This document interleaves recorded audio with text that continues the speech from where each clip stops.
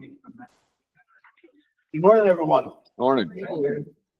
Oh, I was just discussing, is there something that I don't know about this morning? Holy pity, it's good to see you all here this morning. Appreciate it. We will have a public comment at the beginning of the meeting for the agenda items. We will also do a public comment at the end of the meeting. We just want to address the board. With that being said, I will call the meeting to order this morning. We'll have prayer by Commissioner Lutz, pledge allegiance by Commissioner Goodchild, roll call by Madam Clerk Fetting, and if you'd all stand and rise. Let us pray. Dear Heavenly Father, we thank you for the day. We thank you for the blessings.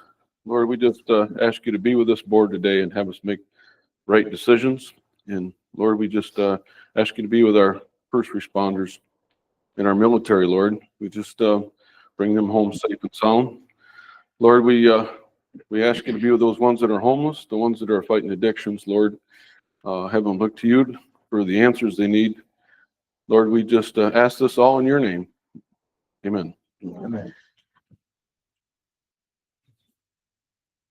I pledge Allegiance to the flag of the United States of America and to the republic for which it stands, one nation, under God, indivisible, with liberty and justice for all. Roll call, please. Thank you. Good morning, Commissioners. Good morning. Commissioner Goodchild. Here. Commissioner Barba. Here. Commissioner Vaughn. Here. Commissioner Lutz. Here. Commissioner Cook. Here. You have a quorum. You may proceed. Thank you.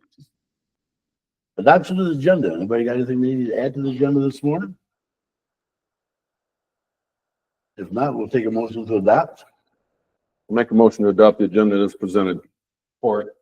Then moved by Commissioner Lutz, supported by Commissioner Cook, to adopt the agenda as presented. Any more discussion? Hearing none, all in favor say aye. Aye. Agenda has been adopted. Action on previous meeting minutes. Mr. Chairman, I move to adopt the meeting minutes, April 24th, 2025. Regular. Support. Then moved by Commissioner Cook, supported by Commissioner Barwell. Move to adopt the meeting minutes from April 24th, 2025, regular meeting. Any more discussion on that? Hearing none, all in favor say aye. Aye. Motion has been approved. Brief public comments. Anybody wants to address the board on the agenda items this morning?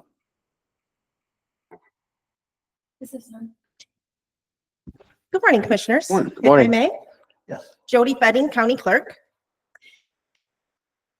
I am speaking in regards to the draft agenda. In the draft agenda that was sent out originally for proofing, there were no matters listed under other business as necessary. Although, when the final agenda was distributed yesterday afternoon, there is now a placeholder for the board chair with no topic listed. As we are all aware, matters arise after the draft agenda is sent out and are subsequently added to the final agenda, but possibly this was done by design. It appears that the transparency of this board is being diverted, as there is no opportunity for public comment at the beginning of the meeting in relationship to this item, as there is no topic. It prohibits members of this board from being prepared to discuss and/or act on this matter. The question has arose to me as to if the placeholder was put on the agenda so the topic did not have to be added to the agenda prior to the distribution of the agenda or during the adoption of the agenda, which leads one to believe that public comment is being suppressed of those in attendance from speaking on the matter. I hope that this is purely by coincidence, although it does not appear that way. I also hope that this topic was not discussed amongst a majority of you as commissioners with a predetermined decision made outside of an open meeting, as I will go on the record to say that the clerk has not been part of any meeting that has not been publicly posted. A quick Google search gives you this guidance. Robert's Rules of Order does not explicitly allow for agenda placeholders with no topic. An agenda should include specific items for discussion and action. The primary purpose of an agenda is to guide the meeting and provide a clear roadmap for what will be discussed. Mr. Google also states that members need to know what will be discussed to prepare adequately. An agenda allows them to review materials and think critically about topics in advance. When a decision is rendered today in this secret topic, it will appear to the public that backdoor discussions have happened around the dinner table or maybe the campfire. I would challenge the board to offer an additional opportunity for public comment once the secret topic is disclosed and before a decision of the board comes forward. Thank you. Okay, thank you for that, Joey, for your You're welcome. advice. You know, yes, I did add that to the board. There was a topic, it wasn't something that's gonna be voted on and stuff. It's just, I just wanted to address the gallery. That's all it was. There's more than just one topic. That's why I didn't put it down there that I wanted to. I just- That's all it was. Sure. There was no, and again, it wasn't discussed with any of the commissioners. It was just something that, I just feel that I it felt needs that needed- question, and that may be why you have such a full gallery well, today. that's good. That's, you know, I could have just. If there was multiple items, maybe we should have listed them separately. And I could have just had other business necessary, just talked like we do, you know what I'm saying? And it would have been any different because this is not anything that's voted on or not voted on, was the thing going to the gallery on state stuff going on. That's all this was. Thank You you, know. I appreciate that clarity. So, yeah, so there was nothing that was, you know, decisions or. You know, and again, that's my fault because I objected to it. There was different topics that I wanted to touch on. That's why I just put that down there.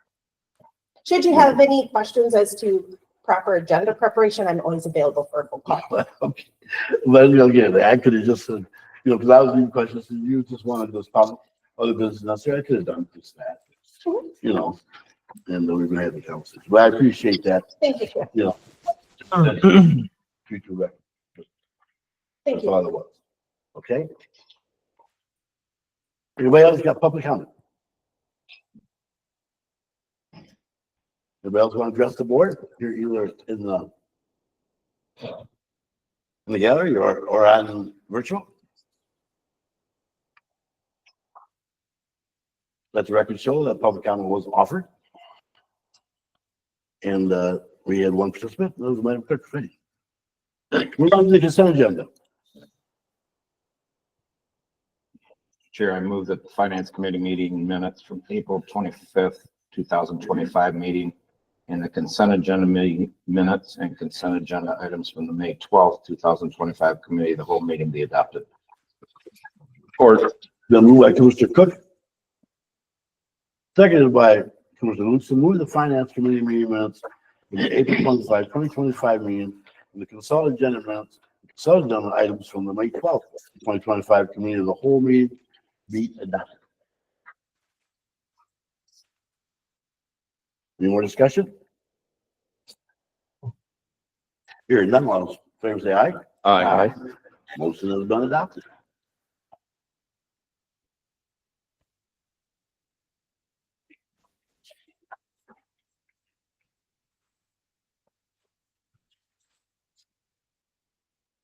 Move on to new business.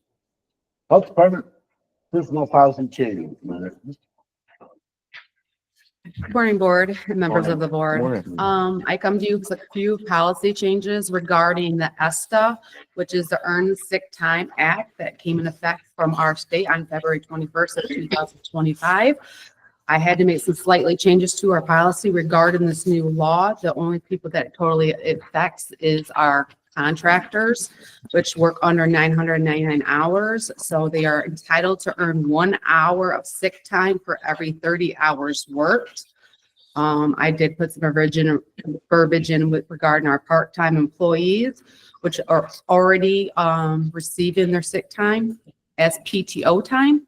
I did have my legal team review this with these changes. Any questions to the verbiage that I added for the ESTA? Any questions for Amanda on the changes? Chairman, can we ask a different question? Yes. I reviewed the changes, Amanda. It's just one of those things you must do. I was just curious in terms of the contracted employees. How does this affect you financially, and how many contracted employees would this involve? So I have 3 of them. That is my nurse practitioner for my family planning program, which only works 1 day per month. So I would roughly say we've been calculating it since February of 2021. So I would say maybe 4 or 5 hours. It's not big. It doesn't affect our budget as well. Yeah. The governor did change it to be utilize PTO time, which was a huge cost savings for us, because if we would have had it used as sick time, we would have had to separate it, and it would have been a loss of personal time for our employees. But thankful we could use our PTO time as sick time. And then I did one have- more question, Chairman. Yep. I mean, and then if, because of the notice or no notice, I know you thought this out, you have the ability to fill in. How do you plan on doing that? Since there's only 3 of them or 4, is that going to be a problem for you, or you just, No, okay?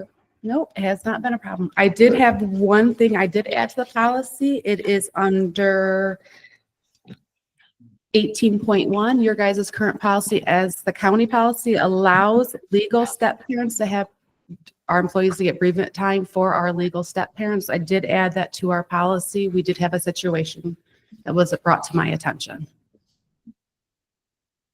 No further questions. Any other questions for Amanda? Mr. Chair, I move that per the recommendation of Amanda Ertman, Health Officer, the changes to the Health Department personal policies are approved as presented. I'll support that. The move by Commissioner Luce, supported by Commissioner Cook. The move to further recommendations from Amanda Urban Health Officer, the changes to the Health Department personal policy are approved as presented. Any more discussion? All in favor, say aye. Aye. Motion has been approved. Thank you. I have Heather up as our financial audit to brief our financial audit from last year. Health Department financial report.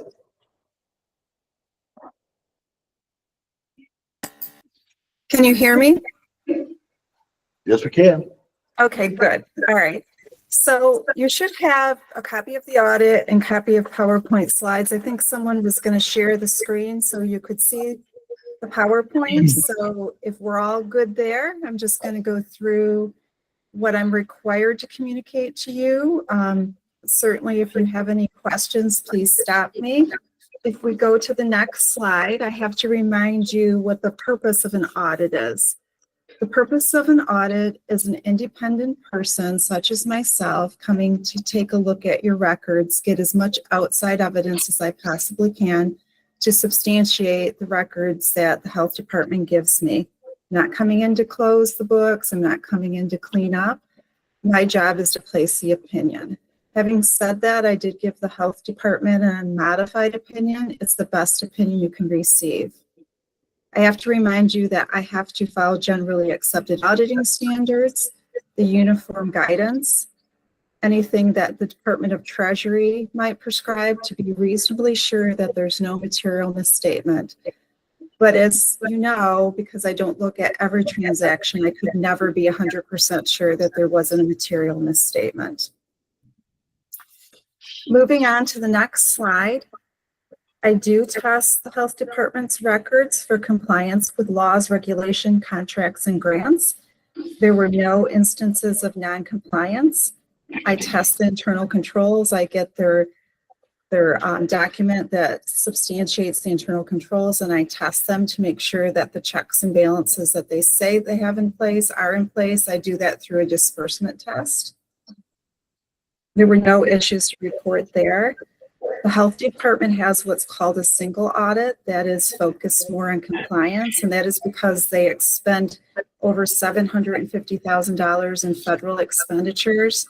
I did test WIC for the 2023-2024 year, and there were no findings.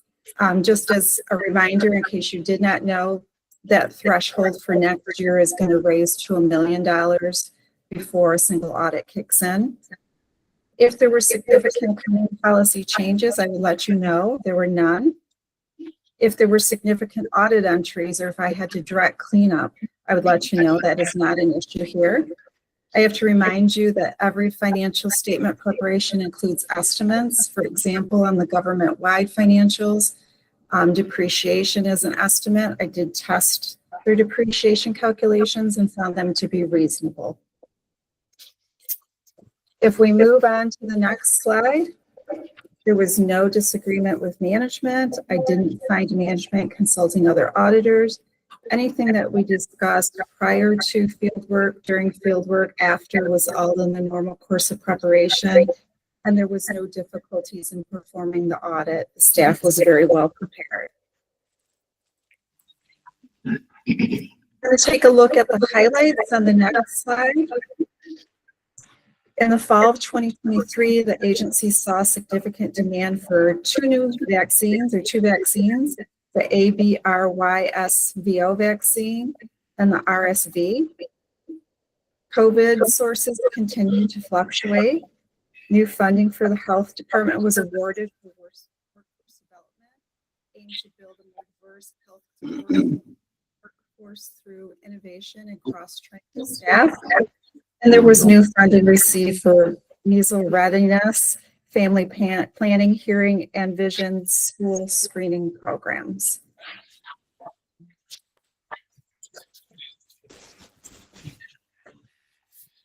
Just a little recap on GASB 68. As a reminder, GASB is the Government Accounting Standards Board. They set the policy for accounting for governments, and GASB 68 addresses the net pension liability. So the health department has the pensions through MERS, and as you know, they have some assets available for retiree benefits, and they also have an actuarially determined liability. So at the end of 2023, because we're always kind of a year behind, pension liability was a little over $4 million, which was a decrease of $71,000 from the previous year. Talked a little bit about this last year because there was a huge increase at the end of the last year's audit, and that was mostly due to the net investment income being negative in 2022, and in 2023 there was a positive net investment income. Moving on to slide 7. Financing sources. So overall, revenue for the health department increased $191,000. That was almost 4%. When I looked at the variances, you can see highlighted intergovernmental increased by $419,000, while other financing sources decreased by about $500,000. The other financing sources is accounting appropriation, and we categorize the Veterans Affairs and gerontology grants. So in 2023, they were in other financing sources, and when Deb and I talked about it, it kind of made more sense that they would be in intergovernmental since they're grants. So you can see that variance, they almost offset each other. And then in charge for services, there was an increase, and most of that was due to high demand for vaccines and was through Medicare. We move on to expenditures on page 8. You can see expenditures increase $638,000. That was 14.4%. Salaries and benefits increased, and that was a combination of a COLA increase and new programs and higher healthcare expenditures. Contractual decreased by $169,000, and that was in 2 programs, perinatal and COVID workforce development. Supplies will vary from year to year depending on programs and grants and need. That increased by $361,000, and other increased by $123,000, and that was related to the return of to the state for settlement of cost reimbursements. Moving on to slide 9, if we recap the year, you can see that revenue was very close to expenditures. Highlighted in green, you can see that the health department expended $27,000 more than they took in. So that decreased their fund balance by that $27,000. And just as a reminder, if you can think of fund balance as if you took all your short-term assets and liquidated them and paid off all your short-term liabilities, fund balance would be left over. So GASB 54, again, GASB is the Government Accounting Standards Board, gave us a standard called GASB 54 that told us that we had to report fund balance in the categories in the table listed to the left-hand side of the screen. So at the end of the year, the health department had non-spendable fund balance of $88,000. That was about 3%. That is basically inventory and prepaid. They had a restricted fund balance of $1.4 million, which was 48.6. That is restricted by an outside source. That can only be spent on certain programs. Committed is the health department's fund balance that they set aside for particular reasons, and that is 23%. And then they have assigned fund balance of $267,000, which is the decrease in their projected 24-25 fund balance, and then unassigned is at almost 500,000. So when we look at fund balance, I want you to kind of look at it as the assigned and the unassigned together, which is kind of what the health department has to spend going forward to the next year, and that is about 25%. Or if you go to the next slide, another way of looking at it is if we take the health department's budget for 24-25, and I use expenditures because GASB 54 said when we're doing this calculation, we should use either expenditures or revenue, whichever is less volatile. GASB 54 gave us a guideline that said your fund balance should be no less than 2 months of the next year's fiscal budget. So when we look at the fund balance of the health department and we're just looking at the unassigned and the assigned, moving forward, they have less than 2 months of operating. Cash, they're doing a little bit better at 8.4 months, but keep in mind fund balance and cash are not the same thing.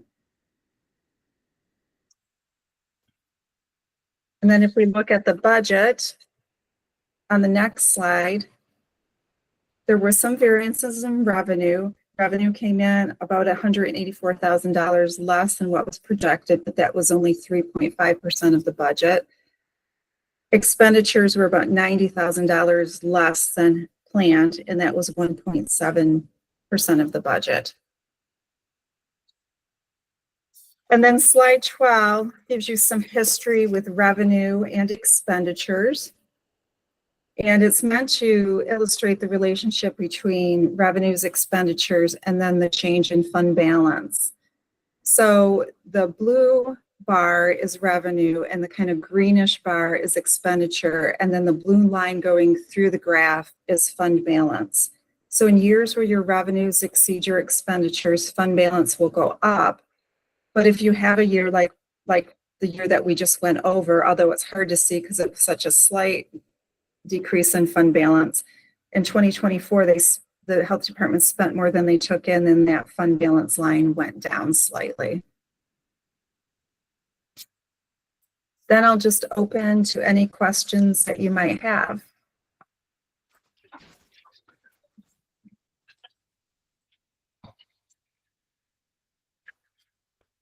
Any questions? I'm not sure if it's related to the audit, but looking at 24 and looking at the last graph, which is on page 12. And maybe this is a question for Amanda based on the data, is that what do you project for 25 expenditures and revenues? How do you see that hitting? I can tell you, I'm thinking about $2,500, $250,000, I mean, for out of fund balance to get us through next year. So, people are expensive. Healthcare is expensive. So to maintain that's the biggest budget line that we have right now. Since I've been in this position, you have to remember, we've had a 10% COLA in the last 3 years. Each percent costs me $20,000 per person that we give on COLA. So do the math, I have about 25 people that are, receiving those benefits, so. So about $250,000 you're gonna have to draw out of your fund balance. But how's it, in terms of revenue opportunities, obviously it's service based and whatever you get from every other source, what do you project there? Is it gonna hold? We look at the last 4 or 5 years and what we ask. Normally, pretty much last year, we take what we looked at last year as well and subjects, food, immunizations. Immunizations is up in the air. I mean, we can never really estimate that. The cost of vaccine has doubled almost. So it's pretty much an estimate of what we are internally estimate what we think we're going to get for revenue the following year. And adjusting your price points for the different services, I know you've already done that. I mean, there's got to be a price point, which is, you know you're over the threshold based on other counties. Are you near that? We are. For our environmental health, we do this Detroit CPA, and then we do our biller and our financial department kind of reviews what we'll get back for reimbursement for immunization shots. That's how we kind of estimate the cost of that. Family planning, we do get grant money for that, so we don't want that to be an expensive service for our community, so we try to keep that service down. But we do look about people around our other counties, so. That's always interesting. It's like increasing service fees and things like that. Switching over to the expense side, what do you see coming in 25 or you're experiencing with more than unusual expenses? Do you see a trend with a few items or? pretty much- We have gas taxes on all of our supplies now. We have increase in vaccine prices. Believe it or not, our expenses are as pretty much low as they can go. We've tried to strip all that. Over, I would say 33% of our budget is salary and fringes. And with that, perhaps the final question, has your team developed a projection, a 5-year projection? I'm going to give you an honest answer. No. We reviewed the president's budget coming through. We do look at possibility to having several programs be cut due to the changes with CDC and Human Services. So I am not making no changes right now until we see what our governor is going to change internally within our state. Okay, so related to projections of 5-year, in other words, pension revenue sort of gives you an indicator of you're going based on the assumptions, it's just the assumptions you had that particular moment. Yeah. I would suggest, and I know that you certainly have thought about this, I would just suggest something like that. You live this day to day, probably in your mind and everybody else's, but on the board side, we're looking down the road, well, that line's going to start dropping down. That's a great question. So public health has certain services that we are mandated by law to carry. And we have several programs that are not mandated. Worst comes to worst, I would have to let go of a couple of those programs. What would be an example of non-mandated? WIC. Okay. WIC is a program for women, children, and infants. And it is a federal program that we get funding from, but I would say the fund balance that we have to put into that to cover it is over 120,000. So if I got rid of one program, it would save me roughly 120,000. But I look at the people that we do and what services it does for our community. I would really hate to get rid of that. There's other programs like family planning, MIHP, that we have to look at. So that would be I would start looking at the programs that are not as needed in our community and start escalating them downward. Okay, so you have a list of non-mandated services like the county does, and it's interesting that WIC is only half of the $250,000 that you're thinking about, and which means you got to go further, and then the other side of that you have to balance with Yes, community needs, and sort of having a difficult it is. time. Because I feel all my programs right now do a great deal to our community. And that was my last question, but related to, that should have been, but related to other counties, what are they experiencing? Likely the same or? I actually talked to Huron yesterday and they're doing absolutely nothing right now. Because if they start cutting, it's going to change our indirect, because if they cut one program, we have to absorb all the indirect, that space, all that somewhere else. So I'm taking one day at a time right now for this year. Well, thank you, Amanda. No Yes. further questions. Any other questions? All right, thank you. Thank you. No, nothing else?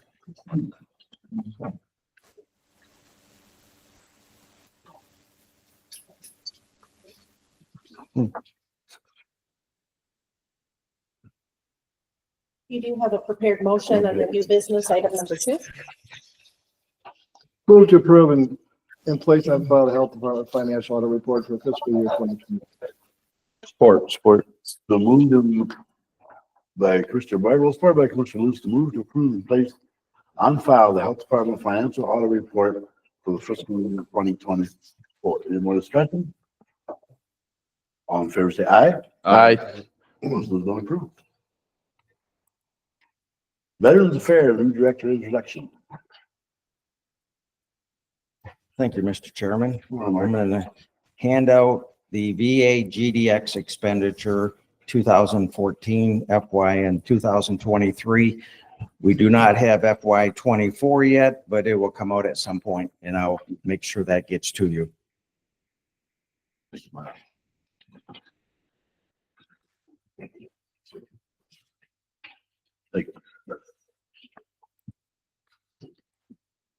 Thank you, sir.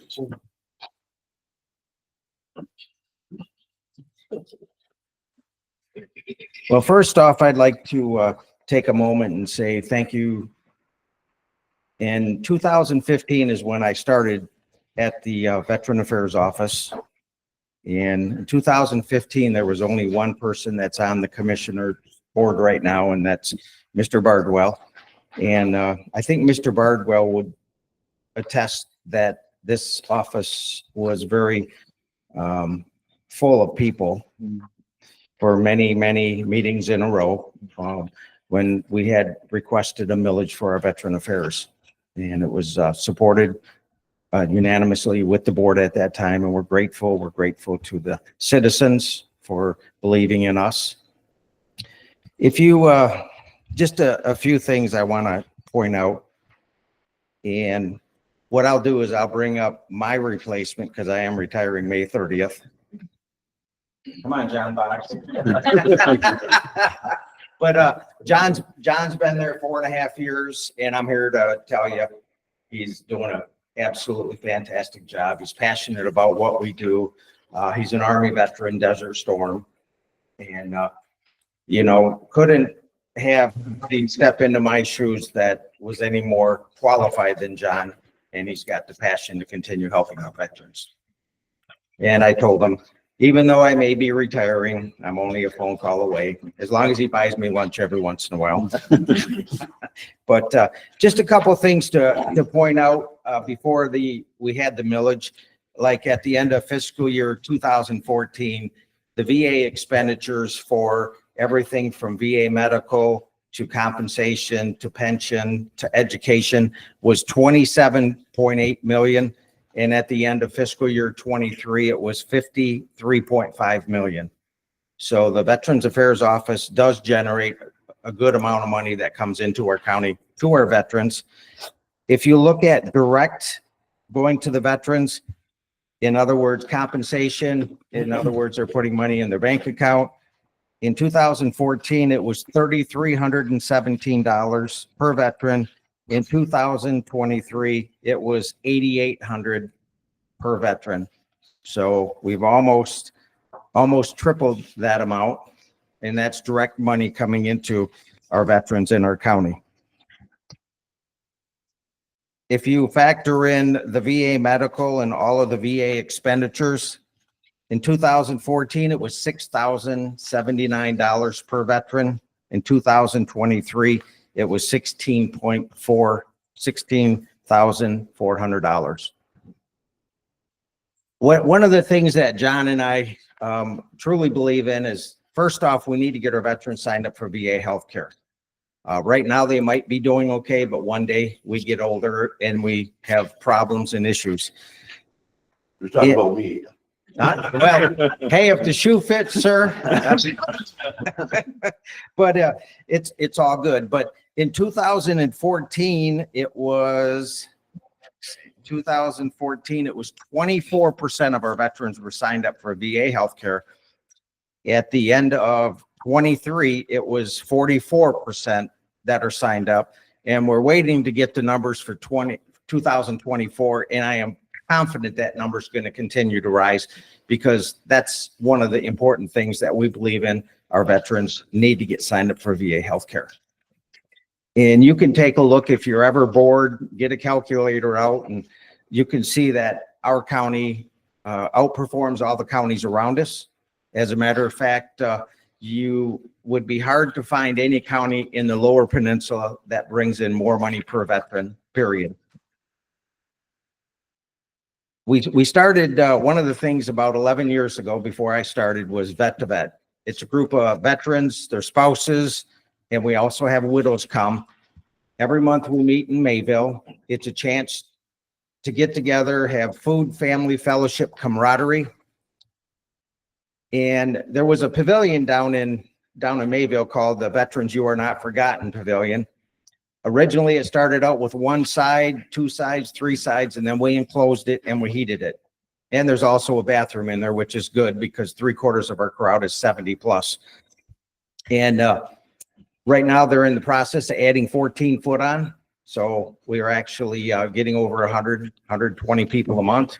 Just look forward to that camaraderie, a good meal, and to be around like-minded people and great Americans. But it's been a mission doing what I've done the last 10 years. It wasn't a job. We've got the moving wall coming next month. Our office has been at all the meetings since last June. It's going to be a fantastic event.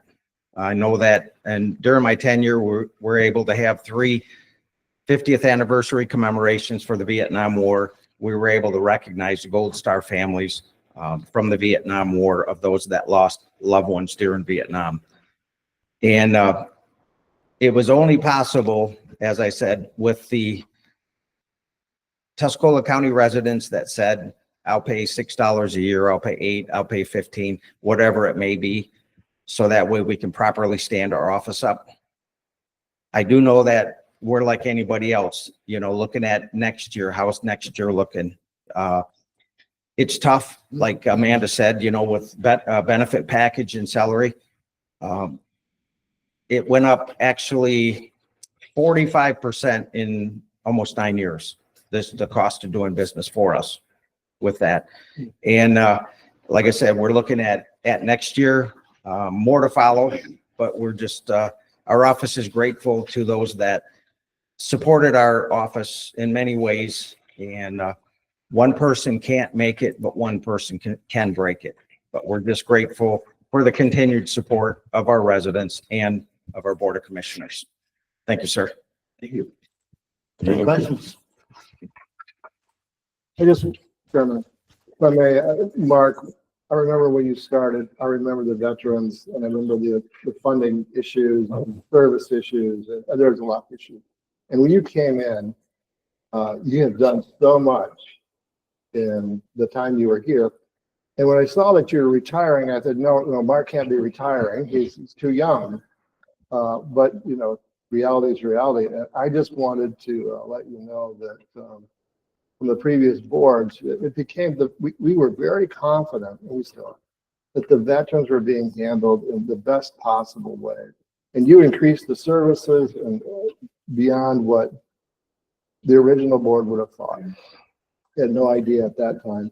And you know, the disparity between the veterans, and there was, and you sort of connected those who didn't want to participate with those and showed them the benefit of many of the programs and services. I just want to let you know that on behalf of the previous boards, and I'm sure this board as well, we really appreciate all the effort and time that you spent.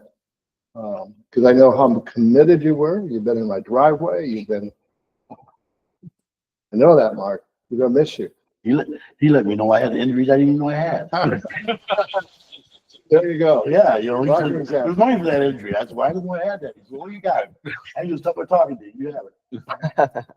Which just means that your replacement, I know, has been with you, really comforting to know that it's going to continue.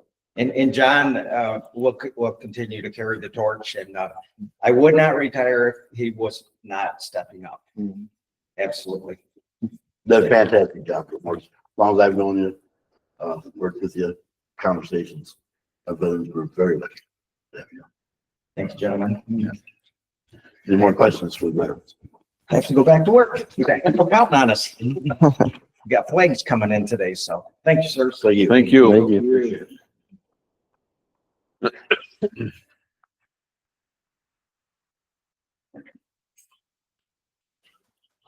Move on to number 4, Region 7 Area Aging on Aging. Or Area Agency, I think.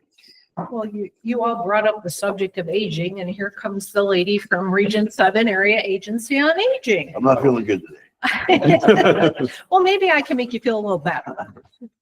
So my name is Monica Fryer. I'm the interim executive director at Region 7 Area Agency on Aging. We often refer to ourselves as Region 7.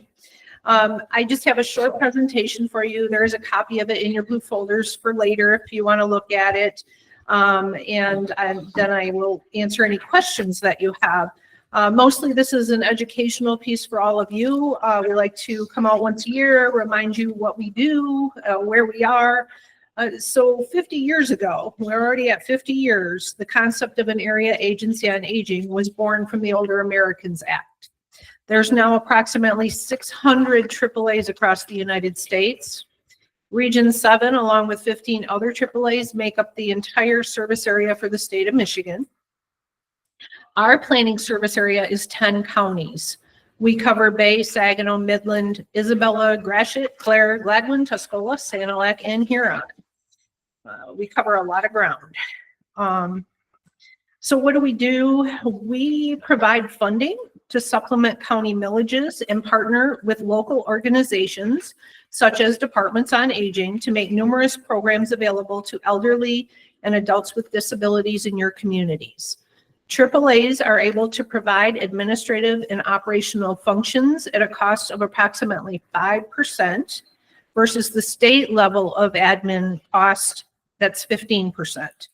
AAAs also have the benefit of being the boots on the ground in your local communities when it comes to development of programs, advocacy, and the development and oversight of contracting service providers. Region 7 offers a comprehensive agency-wide brochure, and I put some of those in your packet, that gives a snapshot of all the services available. We provide programs such as the My Choice Medicaid Waiver Program, care management programs, and we offer services to assist elderly and disabled adults to remain independent in their communities in the least restrictive setting of their choice. And that's been a big topic right now. I actually testified before the Medicaid and Behavioral Health Subcommittee on Tuesday. We're really driving home to the lawmakers as we hear about Medicaid cuts and things like that, how important these services are in the community, because it is like 1/3 the cost to keep someone in the community versus having them be in a nursing home or institution. And as far as Tuscola County goes, how this works is you pay us dues. And in 2024, you paid us $3,402. And in return, you received over $456,000 on that investment in the form of federal and state funding awards for the programs available through to Tuscola County residents that were previously discussed. So what I have done is I've given you all a toolkit. There's all kinds of information in there. And what I will tell you is there are many people in your communities who don't know about us, who are 65 and older and need help in their home, who are adults with disabilities. And any one of those pieces of information I gave you, all you got to do is hand it to them, or give it to someone else that can get it out to your people, because all they have to do is call our phone number. You don't have to explain any of it to them. If they need help, just tell them to call, because I also We just hired 4 person-centered options counselors, and they are there so that they can help people, even if it's not a service we provide, but get them to the right people, because we want everyone to be taken care of. And other than that, that's basically everything in a nutshell. Any questions for me? Chairman, I got one. Yeah. So the money that you say on, that supports the millage that we have here, how much of that is actually going towards the millage? I mean, we just passed the number of the millage for our seniors that HDC, brings out these meals. Right. What is Region 7? What's their part in that? That is for the meals. There's a little chart in there too that tells you exactly how much money went out for each thing. So like for congregate meals in Tuscola County, it was over $16,000 last year. There were home delivered meals. It was over 249,000. So all of them are listed on there, and that's the money that we provided to the county for those. That's up and beyond what the millage pays. Yes.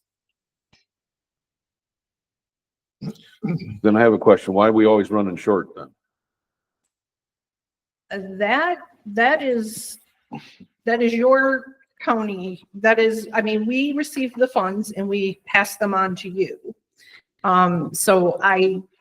We don't manage your county's funds. We give you the money to use. And I will tell you, when it comes to nutrition, there's a deficit everywhere. I mean, there's never enough money. There's never enough meals. I mean, we run into that. That's across the entire country. We are lobbying everywhere for money for food.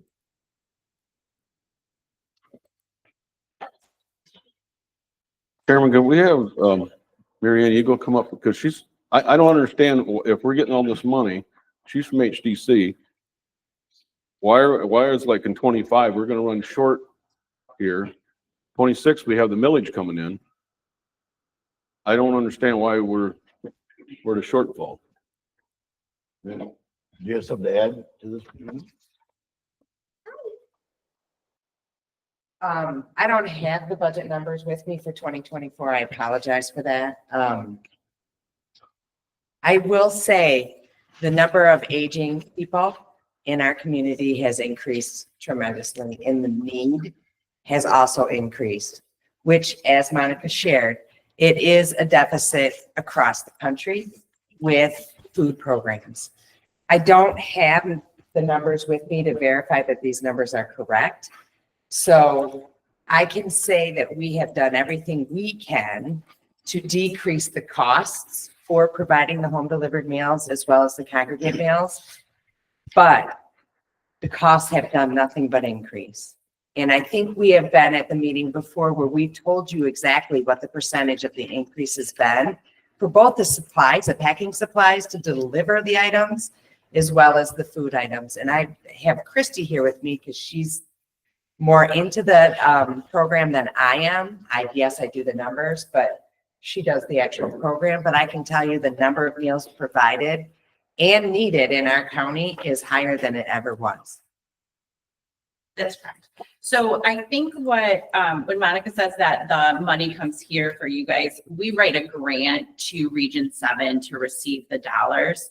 And then it's not enough. What they provide for dollars is probably 25-30% of what's actually needed for the demand in the county, which is where we look to the millage. So the millage is really the driving force, or really the biggest piece of what provides the services. But then Region 7 comes in as well, and they give the guidance and the best practices, if you will, for providing those services, and then the oversight as well. They come and see us annually. So, and I believe, Monica, I don't know if you know this off the top of your head, but looking at these numbers, does this include the match the 10% match? No. Okay. So I also did not bring the budget with me. I have our numbers that we've provided, but we can certainly follow up on that too. Yes. So when you mean by the match, explain that way, please. So, with Region 7, with the grant dollars that we write, they require a 10% match on all of the funding. And, we use part of the millage as that match money. So, for example, when we write to them, a home delivered meal unit, is, $3.25. Of that, 10% has to come from somewhere, the millage. So they actually reimburse us at $2.95. Our actual cost for a home delivered meal is more around $8. So that's where there's a lot. That's why, out of an $8 meal, the reimbursement is about $2.95 for us here in Tuscola County. From Region 7. And then the millage is what picks up the difference for the meals. Do we have a waiting list? Not right now. Good. I'm trying to say. Thank you. Thank you, Chairman. Jim, I just have one comment, for Monica. Commissioner Cook, if you get a return on investment that's illustrated here for $3,402, you would have to have a significant clientele, wouldn't you? Yes. That's remarkable when I look at that. And I know over the years, we've had many presentations from HDC and Region 7. And the board has always been very conscious of the fact that the aging population in Tuscola, and occasionally we get the numbers and the percentages, but yet these are the people who were before us that are now in need, through their taxes, who paid for somebody else. And it's, I know that's a very, we want to make sure that we have our own Doge account of the expenditures, but in seriousness, it's commendable that you don't have a waiting list, because for many years we had waiting lists, we didn't have the funding, and we had struggles on both sides of the fence. And it is very commendable to HDC that they don't have a waiting list, because I have many counties that do. That Saginaw County, for instance, has quite an extensive waiting list. So, and what you're saying is absolutely correct. Our population is aging faster and faster and faster, and that we're becoming very unbalanced, because there are so many more that are going to be over 65, and the fastest growing population right now is the 85 and older, because we're also providing better medical care, so they're staying alive much longer, which is fantastic. But as you said, these are the people that took care of us. They helped us get to this point, and now they need to be taken care of. Well, thank you for that. One more question or comment is that what I get involved in, or have seen, not recently, but it seems to crescendo, is the in-home care management. The difference between going into, well, Northwood just shut down. They have a little community center out there, or senior center. And the expense, if you look at the expense of private versus Medicaid pay, you can understand why you like private and Medicaid. If you look at the rates that you get per person, it's so people and their families, because of expense and everything, need the in-home care. You see that, where do you see that going? That aspect is doing nothing but growing, because it is, well, one, people don't want to be in institutions, and we've set the precedence that they shouldn't have to be. So we keep providing more and more and more in-home services. The issue now is we have caregiver shortages.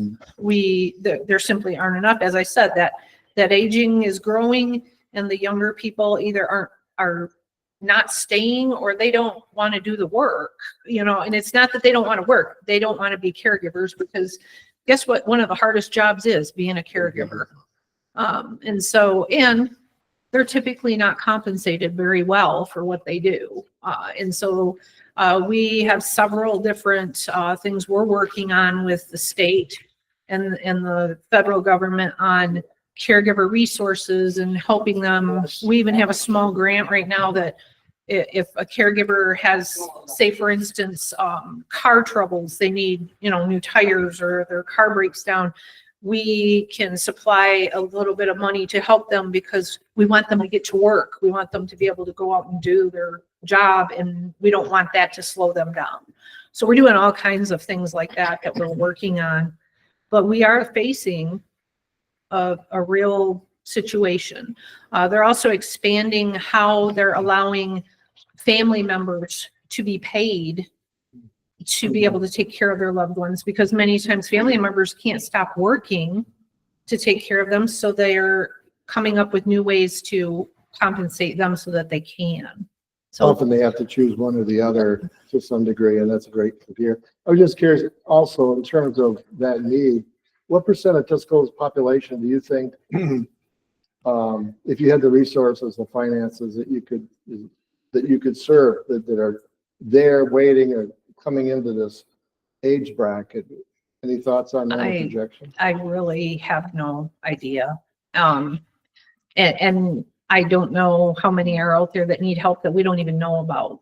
So, yeah, I really couldn't answer that. Just that it's growing. No further questions, John. Any more questions? Well, thank you so much. I appreciate your time. Oh, I'm sorry. One last thing. You are aware that you appoint a board member to our board, correct? Yes. Mr. Sanders has been reappointed. Except I wanted to make sure you were aware, he has expressed to me that he wants to retire. He's given me a hard stop of October 1st. We need someone. He would rather go out sooner, but we need someone for that position. So anybody you know, because I don't know a lot of people in Tuscola County, but if you can send them our way, it will have, or that seat will go vacant come October 1st. I'm sure Madam will, she'll put the word out. Yes, we have advertised for that position. We have, okay. We received no applications. I Okay. have announced it at my local clerks meeting and trying to spread the word that way as well, but we have received no interest at this point. And I'm spreading the word with my staff and anybody and our service providers. So, How often do they meet or? What do they- twice a month. We have meetings twice a month. If they can make one of them, that's, we're okay with that. And usually their meetings are where? In Bay City. Basically. Thank you. Thank you. Thank you. Move on to number 5. Tax rate request. Izzy Daniels.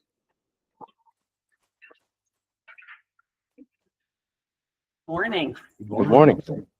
Well, you guys need more money, so When you get Here we 70 are. 70 years old, when you don't have to pay property tax no more. So you gotta pay. well, don't go spreading rumors. You still have to pay property taxes. You now want my taxes taken. Well, yeah, that's a whole nother Oh. issue. Values are going up, but the millage rates have stayed the same. So we just need board action or board approval of our 2025 tax rate request form and approval of signatures. Any questions? Any questions for? Therefore, move to approve for the recommendation of Andy Daniels, Equalization Director of the 2025 tax rate request as presented. Support. It's been moved by Commissioner Bardwell to approve the recommendation of the Equalization Director, the 2025 tax rate request as presented. We'll second by Commissioner Getchell. Any more discussion? All in favor, say aye. Aye. Been approved. Thank you. Thank you. That takes us through the new business. Move on into old business. Any corrections? Mr. Chair, I move to approve the resolution 2025-06 FY 2026 Community Corrections Grant Application as presented with a roll call vote. I'll support. The move by Commissioner Luke, supported by Commissioner Cook. The move to approve the resolution 2025-6. Glasses on. 2026 Community Corrections Grant Application as presented by roll call vote. Is there any other discussion? Hearing none? Thank you. Commissioner Lutz, Yes. Commissioner Cook, Yes. Commissioner Goodchild, Yes. Commissioner Bardwell, And yes, Commissioner Voss. Yes, Motion carries. Thank you. thank you. And I have that resolution for after the meeting for signature, Chairman. Number two, the electronic lock for the magistrate office. We discussed, we discussed this the other day, or Monday it was discussed. And meanwhile, they were reached out to the magistrate office, my mother's not here, I know. And they were reached out to about certain grants that may be available for this. They haven't heard back from us. Pleasure of the board. I'd like to see where the money's coming from if they're gonna apply for grants.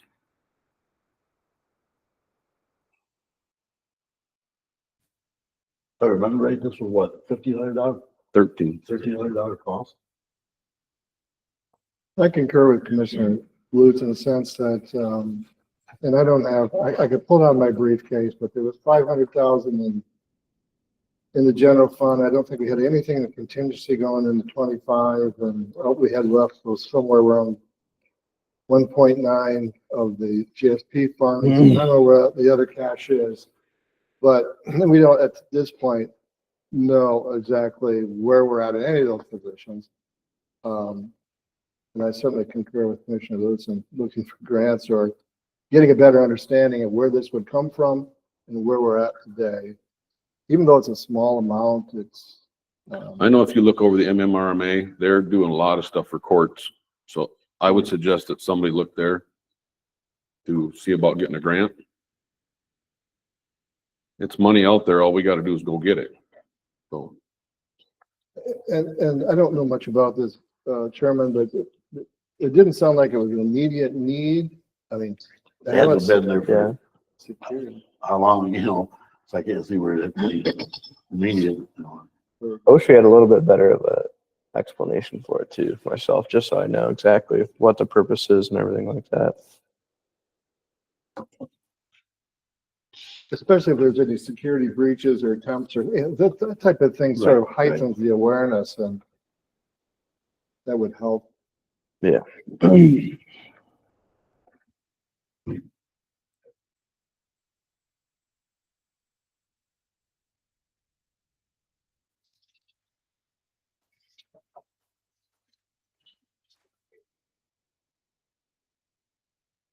Shall we put this back on for the next committee of the whole meeting then? We don't, Is that your pleasure? we don't have a committee of the whole meeting next time, do we? No, I'm sorry, we don't because of the holiday, just the regular board. Yeah. So on the next board meeting? Yeah, let's put it on there and try to get a better explanation, and maybe by the time we can get the MMI grants or there's a couple of down the road.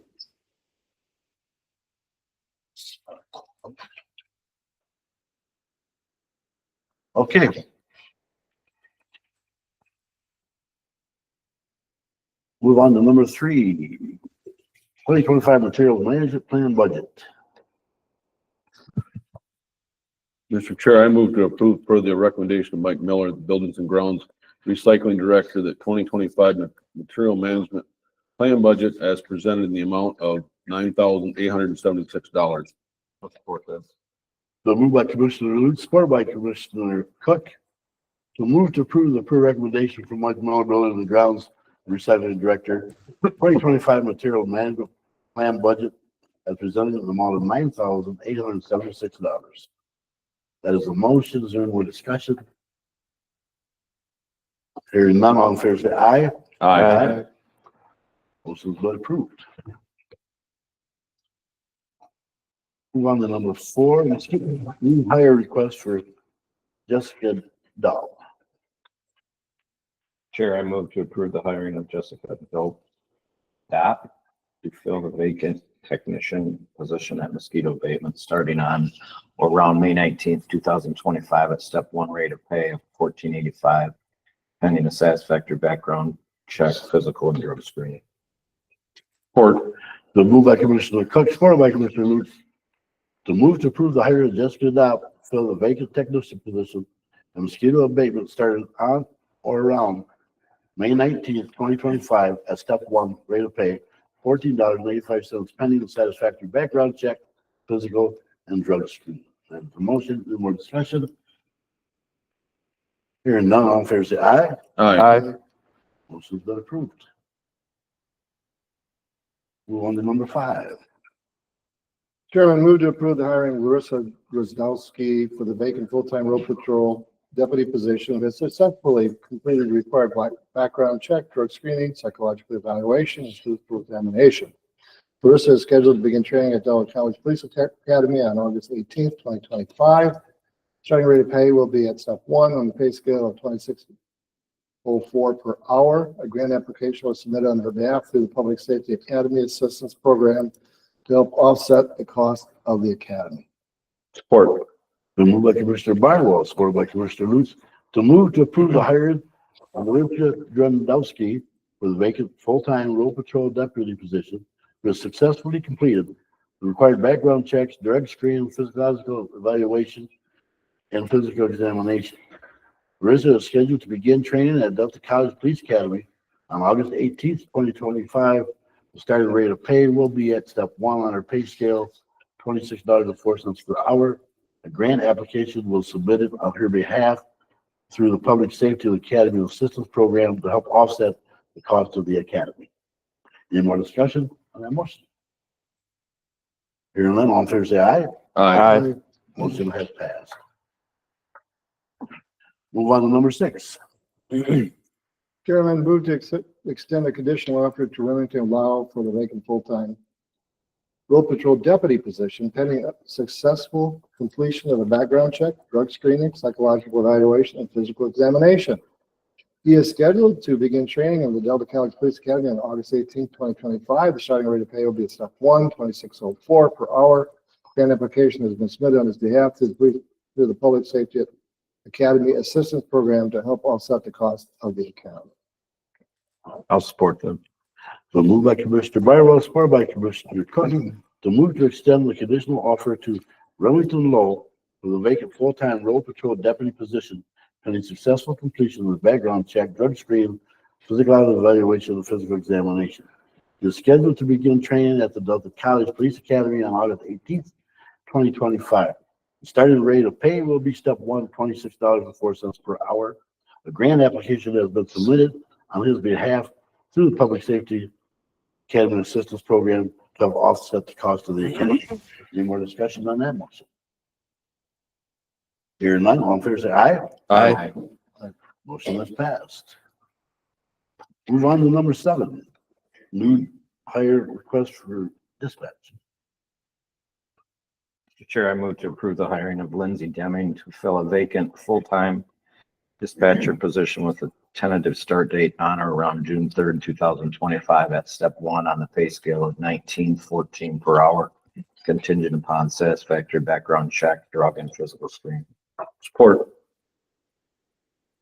The move to approve the hiring of Lindsay Deming to fill vacant full-time dispatcher position with tentative start date on or around June 3rd, 2025 at step 1 on the pay scale, $19.14 per hour. Contingent upon satisfactory background check, drug and physical screen. Any more discussion? Hearing none, all in favor say aye. Aye. Motion is passed. Move on to number 8.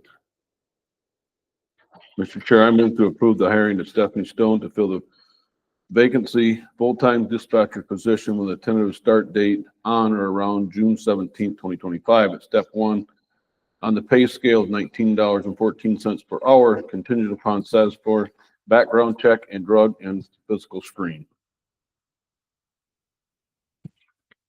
Support. It's been moved by Commissioner Luke, supported by Commissioner Goodchild.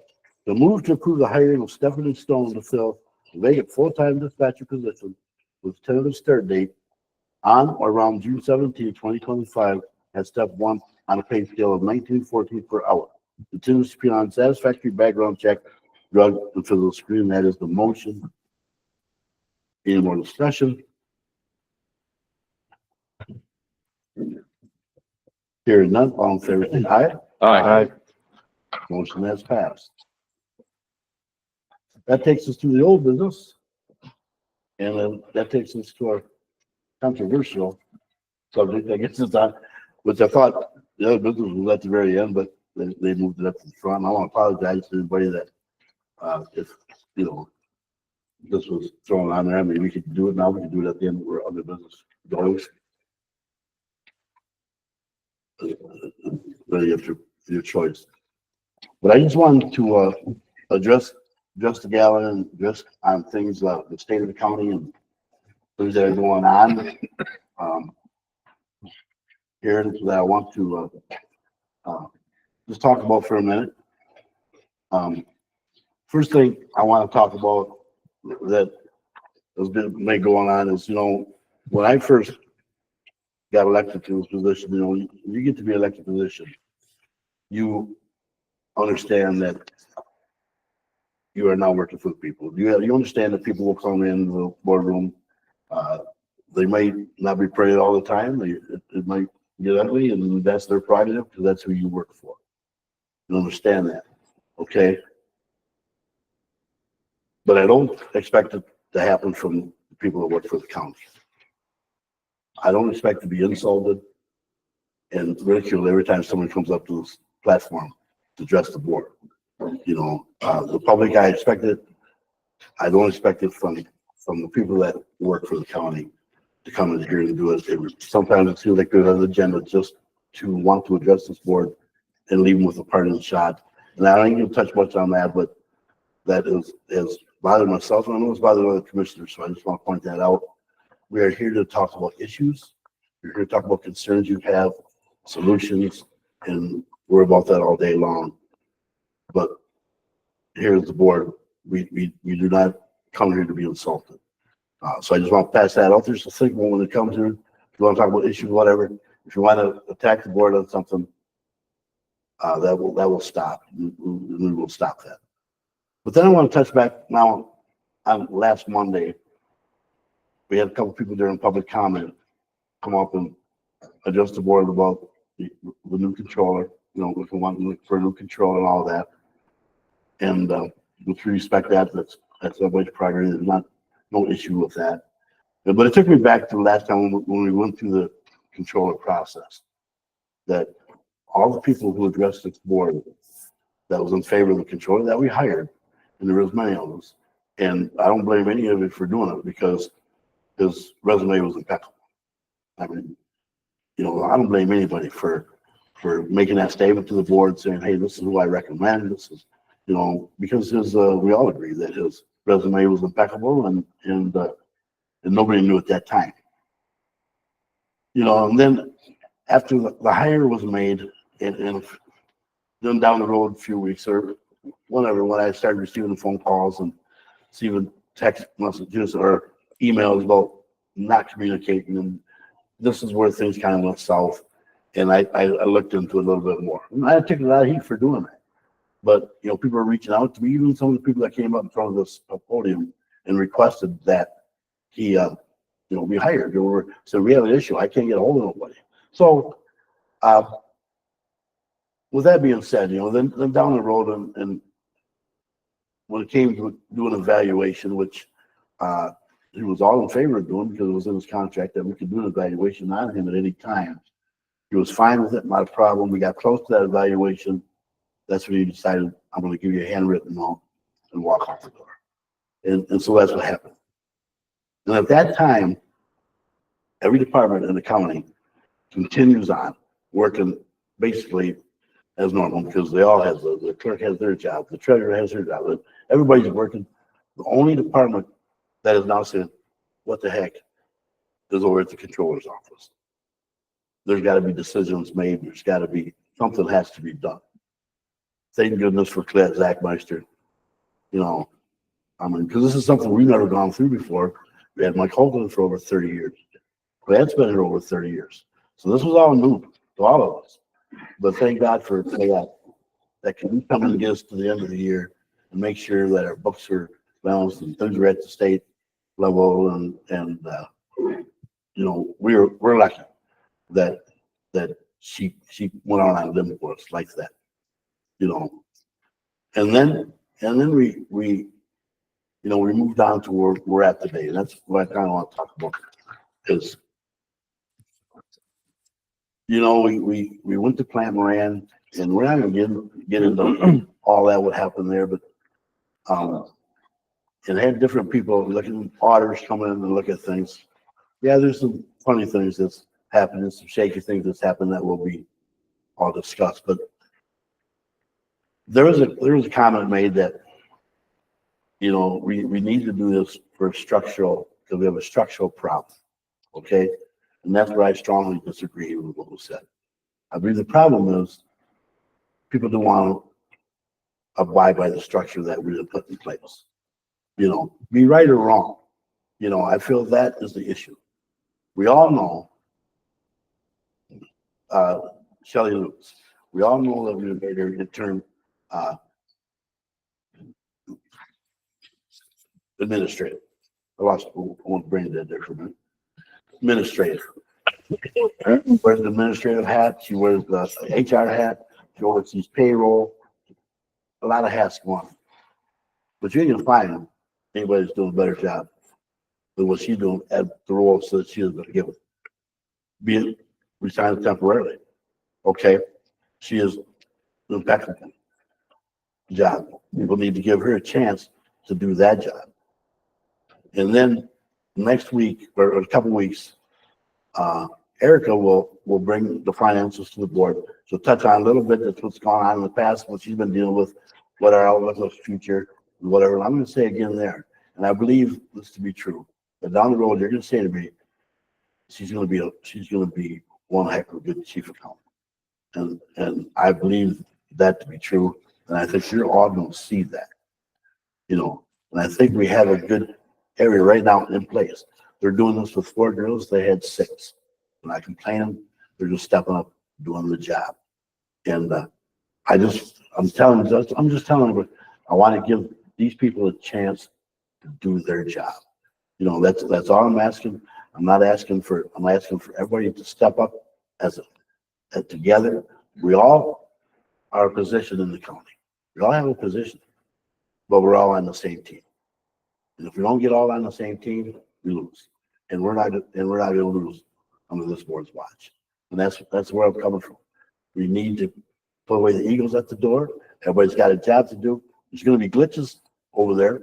They have a lot on their plate. You're doing payroll, you're doing accounts payable and receivable. I mean, there's a lot of big glitches. We step up as a team. We work it out. We've always worked it out. And we put it away. I've been here on this board now 9 years. And the only department that has taken arrows and been accused is that department over there. We wouldn't do it. I would never go out to the clerk's office or go out to the treasurer's office, or prosecutors or whatever, because that ain't how we roll. You know, they've taken it, they stood tall, they fought back and just done their job. And I just want to ask the county, it's time for we all step together and be as a team instead of individuals. And we all just get together and say, hey, this is my position, it's my position, but we're a team. We all know if we don't play as a team, we're not going to win, but we're going to pull this through. And I think in a couple of weeks, when Erica makes her first presentation as being chief accountant and she lays out her vision, I think you're all going to see that we made a good choice. And I think she's going to be a fine chief accountant. So that's all I wanted to discuss. I wanted to just say, if we can't pull this county together and be as a team and everybody work together, there's a lot of interacting pieces, and we just step up. If a glitch happens, we get together, we work it out, we move on, and we're going to get this back on track. And then we can start taking the business of this board, which is moving the county forward with you guys on your needs and stuff. Once we get a handle on it, after a couple of weeks, when other this presentation, the past will be in the past. I don't plan on ever bringing the experience we had at the last field, that's in the past, that's gone, and then we're going to move forward from that. That's all I wanted to say. I just want to talk to the gallery and say, let's be a team, and let's move this thing forward. And as far as the county controller, that is a discussion this board is going to have, and whenever they decide they want to have it, we'll have it shortly with everybody involved, and that's where we'll take it from there. So I just want to thank everybody for listening to me, and I just have some things I want to get off my chest, and I appreciate it. Thank you. And with that, we can move on to Commissioners Liaisons report. Mr. Whitewell. Thank you.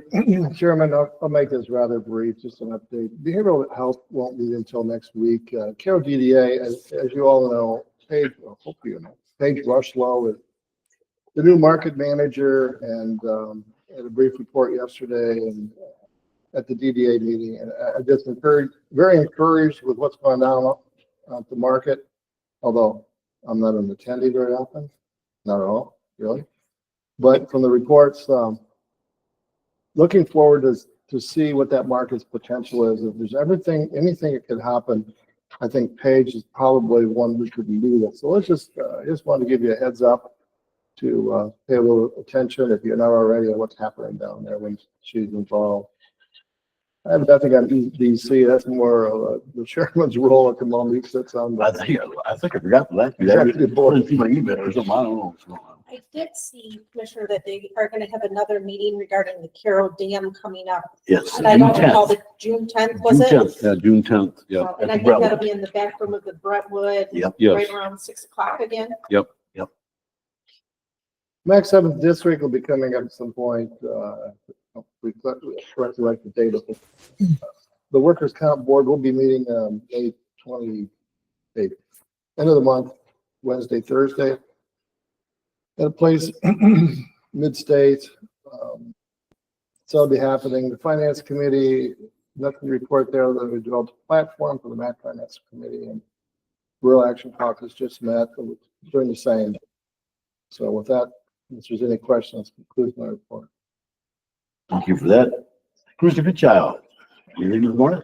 I have nothing to report this morning. The Board of Health first meets tomorrow.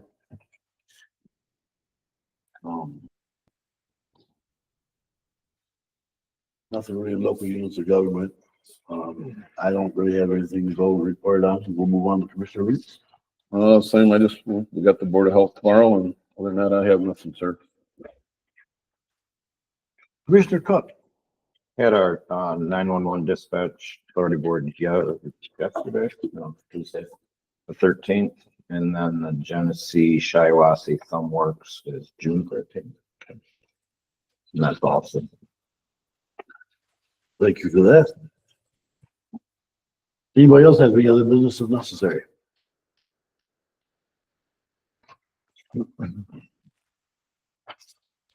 We'll move on to extended public comment. Yes, sir. I am Detective Sergeant Nitz with the Tuscola County Sheriff's Office. I am the president of the PLC command unit at the Sheriff's Office. This is sort of impromptu because I saw a banner on the way here for mental health awareness. And this is something that I am and will continue to be passionate about. Our county, I believe, currently has nothing that I'm aware of for any type of mental health program for our employees. Many surrounding counties have programs called an EAP, or an Employee Assistance Program, which does provide services for the employees. Conversations with judges, dispatchers, prosecutor's office, sheriff's office, and other people in the county show there's an extreme need for this for our employees. Nationwide, this is extremely lacking. There should be a program in our county for mental health counseling for our employees. I don't currently have any stats with you, but I'll develop something for you for a future meeting to show the costs of our jobs on our lives.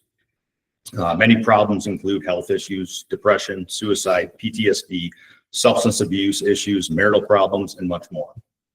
I am aware of roughly 10 people at the sheriff's office that have recently gone through or are currently going through a divorce.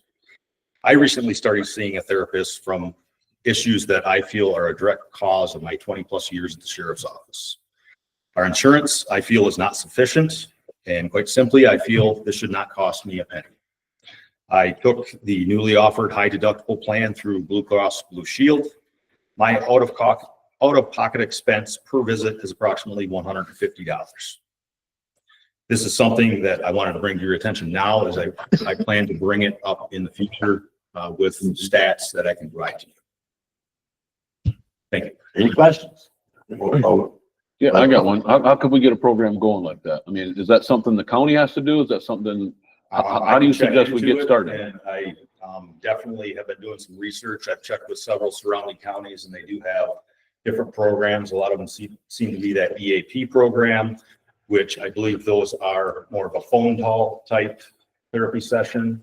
My personal vision would be that employees would be allowed an allotment of visits per year, being if we set it up with LIST or behavioral health or some other out of county therapist program, where if they choose to use them, they can. If they choose not to, they don't have to. But again, I just feel that this should be something that should not be out of pocket expense for the employee. Because like I said, I pay $150 per session. And if I go a reasonable amount, essentially I'm having another mortgage payment, because this is something that deeply I feel is the cause of my work at the sheriff's department over 20 plus years. Could it have anything to do with the sheriff you worked under? I don't believe that's Just checking. Just throwing it out there. I'd be interested in something like that. Yeah. That's definitely There's something some that, awareness to it. Thank you. there's some very good warranty to that. Mr. Chair, can I comment? Sure. And this may be more than what you're looking for, detectiveness, but we do have an EAP program. I send out that information at least twice a year, but maybe you're looking for something more in depth, as well as what we launched on January 1st with condition management that you can go through, the behavioral, there's hypertension, diabetes. There's also, I'll find it up, but similar to what you're talking about, that you can also do that. So we do have a few things, but as the commissioners have said, if there's something like this, So you may be able to follow up with just a little bit, let them know the program. sure, and maybe Detective Vince, I know he generally does his homework well. We do have an EAP program in place, though. And I believe it's 2 in-person visits and then there's phone calls, but I don't know the limits to that. So I'd be happy to talk to you about that. I guess I wasn't aware of that program, but I will. Yeah, I do send it out, but I know a lot of times when I send it all, that I try to put what is included, and that is very transparent. Okay. Thank you. Thank you. Chairman, I just have a comment to address the board. I think that we've not done this with legal. We have done it with auditors. It's time, once again, we've been with Brown and Brown. As long as I can remember, we need to start bidding out the health insurance to see if we can get improvement and a lower cost. It continues to erode Tuscola County and the retention of employees. It's not based on the health insurance anymore. It's not based on the pension plan, because we're dealing with that. So I strongly encourage the board to initiate that through the administration here to start a review process and get some bids at an appropriate time. Because it keeps going up every year. I mean, we blew the hard caps every year, it seems like. Yep, We did bid that out last year through Brown and Brown. we did it. We did 4 declined to quote us, and 2 were higher than we're currently paying. But Commissioner Hartwell, maybe you're thinking beyond Brown and Brown. I'm thinking beyond Brown and Brown. It's hard to have the provider be the one who does the search. I mean, I think for independence and for the benefit of the employees and the cost of the county residents, definitely somebody else. No further. Public comment, Angie, Just sure. real quick, I just wanted to. I was actually going to set up an appointment with Shelley, but I just wanted to add to that I'm in full agreement. Our office now, I just had a dental appointment earlier this week, and my dental provider is no longer accepting Blue Cross Blue Shield, and my other 2 staff people in my office also. And what we're finding is, I know one of my staff said she's called around to dental providers and she's on wait lists. Or it feels like we're now having, like, in-network care. It's no longer the care that we may desire. So I agree. I would love to start doing a deeper dive. I love the idea of maybe getting some other than Brown. You just never know. You never know what's going on behind the scenes. So I just would like to echo that, please. I just feel like it's declined so much over the years. And again, I think it was said in an earlier meeting, that used to be a selling point for employment here, and it's not. So I'm having the same issue as you. I mean, doctors I went through last year that covered part of the network no more. We need to change the doctor. You know what I'm saying?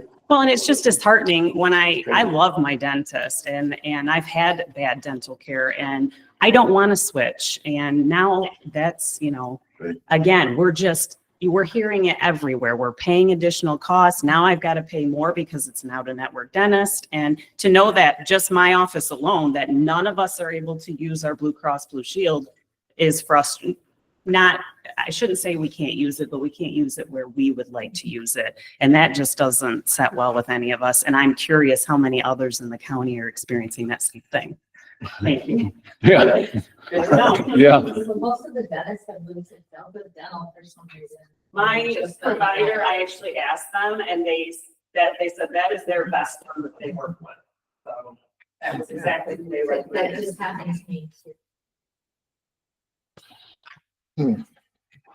Chairman, with all due respect, in Detective Nitz's serious conversation with you, I feel that you owe Sheriff Robinson an apology. And I took offense to that as an elected official, and I think that you publicly owe him an apology. Was you offended that, Sheriff? I was not. Okay, well, but if you was, I do apologize. You know, I didn't, you know, really, you disrespect that. But if you was offended, I do apologize for it. Thank you, Chairman, for offering that. You know. Any more public comment? Yes, ma'am. I'm Penny Reines. I'm here as, I guess, a taxpayer. I'm glad you brought up the controller's office. I was here for that meeting. And I have a lot of problem with what took place, the incompetence that took place in that office. Is no one in that office have any quality control? Did this printer just automatically start printing illegible checks? Had it been going on for several months, getting worse and worse? Nobody took the initiative to call someone to have it corrected. I just find that unacceptable. The disrespect that comes from that office.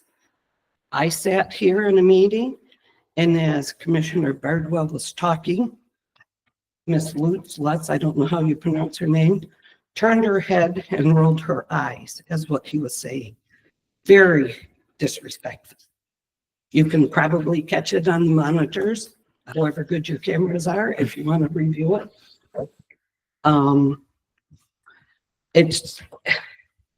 It seems like it was an inner office cover-up. Nobody wanted to come forth and say that this had happened. You spoke that it was nearly a month later that you were hearing about it. Somebody knew about it before that. It just doesn't make me confident that they are competent enough to be in charge of the tax dollars at this time. The checks are not signed by any of them, correct? They're signed by, well, it's pre-printed with Jody's signature and Ashley's, correct? They should have control of those checks. Until you have a controller in place that's competent enough to take over that office. Right now, you don't have one. There's nobody to turn to except you, since you are the ones who appoint that position. And then Commissioner Vaughn, I have something for you. You represent 6 townships in this county, correct? I believe that's to be true. Yes. You spoke that don't need to point fingers. What happened will never happen again at that meeting. You can't say that will never happen again. How are you confident that that will never happen again? What will never happen again? The reprinting of the $174,000 worth of taxpayer money checks. I was talking about the mail, losing the mail. I was talking about the check. They didn't lose the mail. The mail was ineligible and not readable. No. Okay, man. So you can't guarantee that something's not going to happen again like that.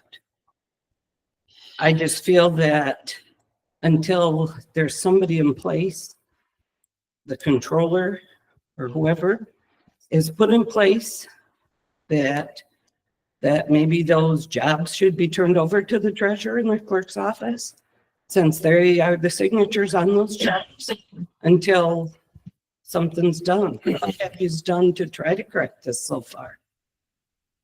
I just think that it seems like it's the good old boys club that you are in, you defended their office again today.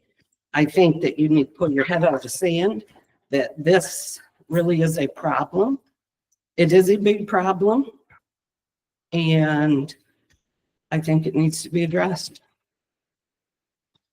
That's all I got. Thank you. Any more public comment?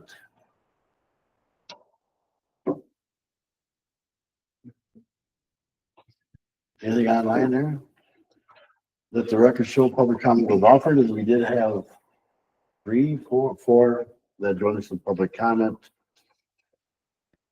And with that, we'll take a motion to adjourn. I'll make that motion. Support. Been moved by Commissioner Loon, supported by Commissioner Cook. To adjourn the committee meeting this morning. I want to thank everybody who attended, everybody who participated, and with that, we stand adjourned.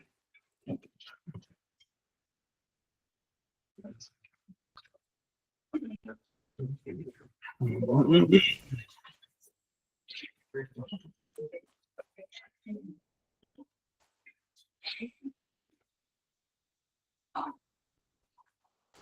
want to call the orders.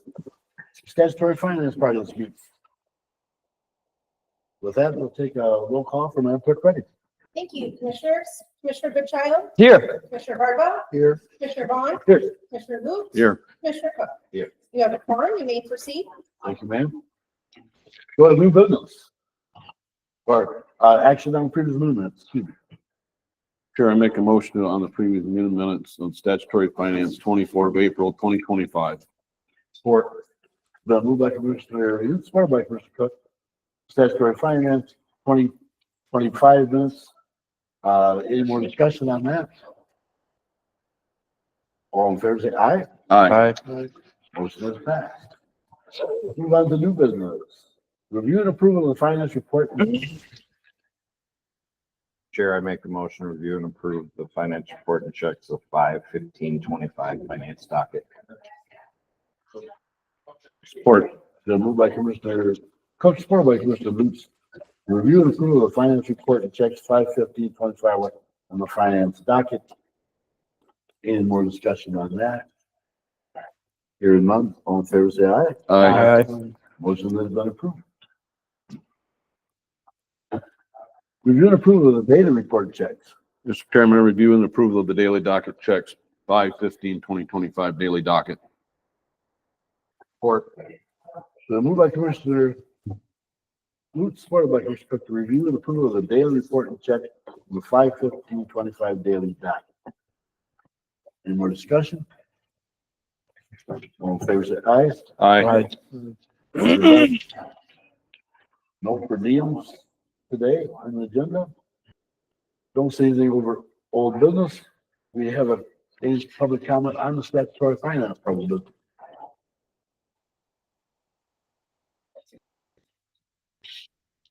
This is first. I don't think we ever had a public comment on it. I know, right? That's what I find This that is a request. Yeah. Say my name, Ashley Bennett, County Treasurer. When you guys receive these reports and approve the payment of them, is there a way for me to have a copy of that report? Because I don't see it listed. I would just like to know what ones are the statutory finance and what ones are the daily. And as I'm verifying them going out, if I could have a cross-reference of that, that would be helpful to ensure that we're doing our job correctly. Yes. I don't see why we can't. Okay, so while I was here this morning, I received a text message that we had already received the checks in our office. So I had to tell my staff, do not process anything because I don't know if everything's going to be approved or not. They were already going out like to start processing. So if I could get that report today, that would be helpful. Yeah. We You don't need it? Thank you. Well, is that something that could be, I think we talked at the finance meeting, could be provided to Ashley with each batch of checks, a report as to what those are rather than just a stack of checks? Well, so I do get a report. Okay. There is a report that says like the check number, who it's to, the amount, and then like the stack of checks are beneath it. And you can cross-reference those, but the difference between the daily and the finance in that they are in fact Which one's that approved. which? Right. Which was their wish? Yeah, well, and that there's the approval, right? So this is telling me these were approved by the board and we're good to send them out. So how'd we do them in the past? Just got the check and set them up. Okay. There was always a report on top. I mean, that's always been standard. The report that says like the check number, the amount, and then, who it's to.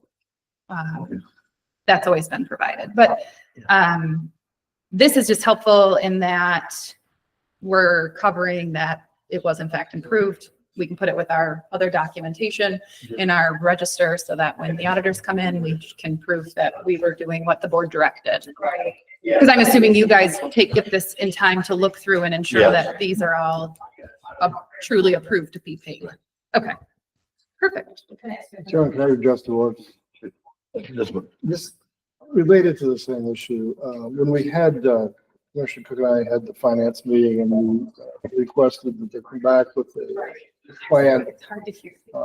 which They are working on that. alleviate it. All right. And that also, That's right. No, you can't close that. it changed, which also involved a change of an updated policy. So the situation there, what I saw, perhaps you want to expand on it as well, Commissioner Cook, is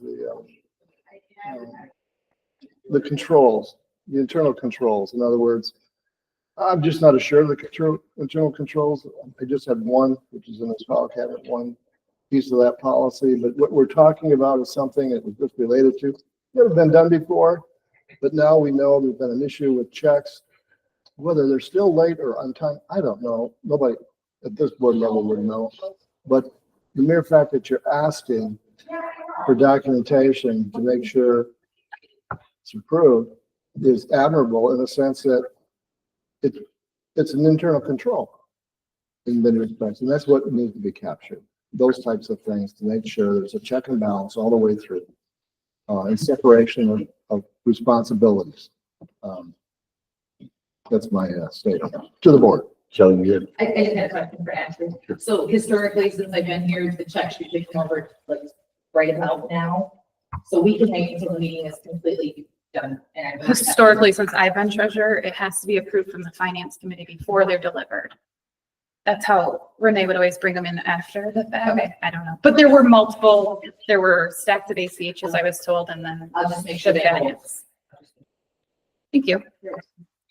Thank you, Fran. Thanks. Okay, anything else on that's the finance part of the meeting?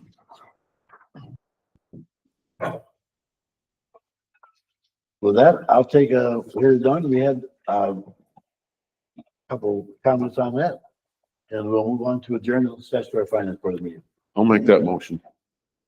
Support. It's been moved by Commissioner Lutz, supported by Commissioner Cook, to adjourn the financial meeting today. And again, thank you for everybody that's virtual. Thank you everybody for joining us this morning. With that, we'll say